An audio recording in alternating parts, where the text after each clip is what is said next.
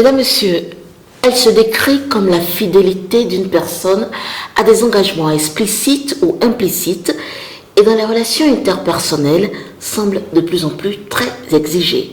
La valeur dont nous parlerons aujourd'hui est la loyauté et mon invité est Adé Fidegno, entrepreneur du numérique. Bonjour et bienvenue. Bonjour. Comment allez-vous? Bien, merci. Et vous-même? Ça va super bien. Alors, Adé Fidegno, dites-nous, qu'est-ce que la loyauté pour vous? La loyauté est pour moi une valeur rigoriste dans le sens où c'est une valeur non fluctuante, non négociable, axée sur le respect de l'autre et réciproquement.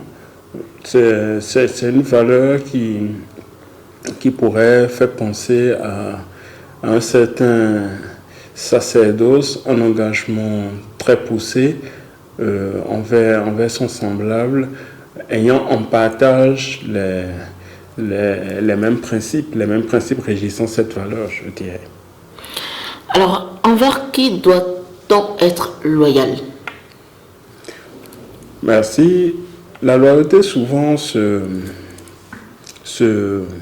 manifeste au sein d'une communauté ayant des valeurs en partage,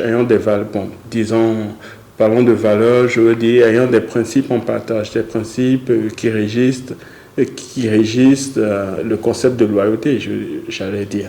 Donc, au sein des religions, parfois, on observe cette valeur de loyauté. Au sein de certaines corporations ou de certains groupes sociaux, on l'observe également. C'est dire que c'est une valeur basée sur des principes en partage. En quelque sorte, c'est une citadelle et elle n'est pas forcément ouverte à tous. Alors, si je comprends bien, est-ce que moi, en tant qu'individu X, je me dois d'être loyal envers tous les groupes auxquels j'appartiens? En fait, en tant qu'individu, vous êtes tenu d'être loyal vis-à-vis des groupes dont la moralité suscite votre adhésion. Okay. Une fois que vous acceptez adhérer à un groupe, aux valeurs de ce groupe, vous devez y être très loyal. Est-ce que vous est arrivé un jour de manquer de loyauté envers quelqu'un ou envers un groupe? Jamais, parce que je prends toujours le temps d'analyser en profondeur les valeurs, les principes qui régissent l'idéologie de tout groupe avant d'y adhérer ou non. Est-ce que je pars du principe que lorsqu'une personne lambda n'est pas loyale envers moi, je n'ai pas l'obligation de l'être envers elle? Une personne lambda, qu'entendez-vous par personne lambda? Lorsque j'ai un ami entre griffes, un ami ou une connaissance qui n'est pas loyale envers moi, est-ce que je peux m'autoriser de ce fait à ne pas l'être envers elle ou envers lui? Une connaissance est beaucoup plus dans la généralité des rapports sociaux. Oui. Du coup, il n'y a pas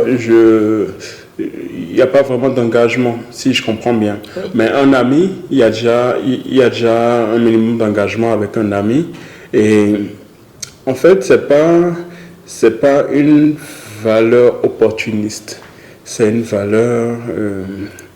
c'est une valeur qui est liée à notre moralité, à notre personnalité, et on ne saurait manifester cette valeur-là en fonction du comportement de l'autre. On le fait en rapport avec sa propre conscience. Finalement, est-ce que dans ce monde où aujourd'hui tout se fait, dans ce monde du tout permis, est-ce que vous pensez que, à l'observation, est-ce que vous pensez que c'est une valeur qui se fait de plus en plus rare. Absolument, absolument. C'est une valeur rarissime parce que cette valeur subit le diktat acharné des comptes valeurs. Des comptes valeurs qui aiment bien prétester de ci et de ça pour se désengager. De ses intérêts. De ses intérêts pour se désengager, qui fluctuent selon les circonstances, alors que la loyauté reste... la loyauté reste la loyauté. La loyauté reste intègre. Voilà. Et ma prochaine question pour vous, c'est de savoir, est-ce qu'elle implique sacrifice de soi? Et si oui, jusqu'à quel point alors il faut être loyal pour que cette valeur-là, votre loyauté, ne castre pas votre identité personnelle? Merci. La loyauté fait penser à l'abnégation. La loyauté fait penser au dévouement.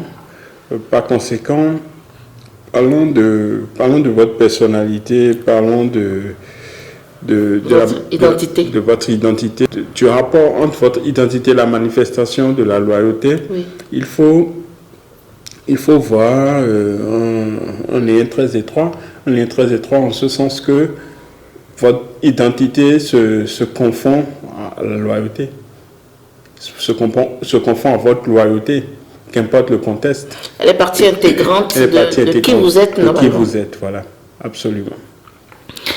Et est-ce que lorsqu'on se retrouve dans le cas d'une relation d'amitié ou d'une relation d'amour, la loyauté porte le même visage? Je pense que la loyauté est beaucoup plus du ressort d'une valeur humaine. D'une valeur humaine dans le sens où, que vous soyez en amitié, en amour ou au sein d'une communauté, vous manifestez forcément votre humanité. Vous ne transigez pas de ce que vous êtes humain ou inhumain. On est tous humains, donc l'humanité est naturellement manifestée. Je pense qu'il en est de même de la loyauté, parce que un exemple pour imaginer la chose. Allez-y. Aujourd'hui, il y a beaucoup de conjoints qui, par des circonstances, viennent à se séparer. Cependant, on observe des comportements désobligeants vis-à-vis des progénitures issus de ces unions. On prétexte de la séparation pour se désengager des responsabilités en tant que parent vis-à-vis de ces progénitures-là. Je pense qu'avec la loyauté, ça ne saurait se faire, parce que vos enfants restent vos enfants. Et même votre ex-conjoint devrait continuer à compter sur vous. À compter sur vous dans des cas précis.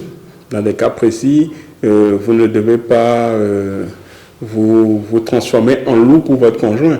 L'intérêt ou les intérêts de votre conjoint doivent trouver sécurité et soutien auprès de vous. Et pour finir, puisque vous êtes entrepreneur, quelle est l'exigence de loyauté qu'on attend d'un employé dans ce monde de l'entrepreneuriat? L'exigence de loyauté qu'on attend d'un employé, c'est la bonne foi. La bonne foi en ce sens que votre employé dépend de son salaire qui provient de vous pour soutenir sa famille, pour soutenir ses proches, et vous doit loyauté absolue du fait de cet engagement que vous prenez à honorer chaque mois sa rémunération, son salaire pour service rendu. Aujourd'hui, on a tendance à voir des employés qui se comportent comme si une entreprise que je compare ici à un bateau venait à couler, eh bien, il trouverait refuge ailleurs.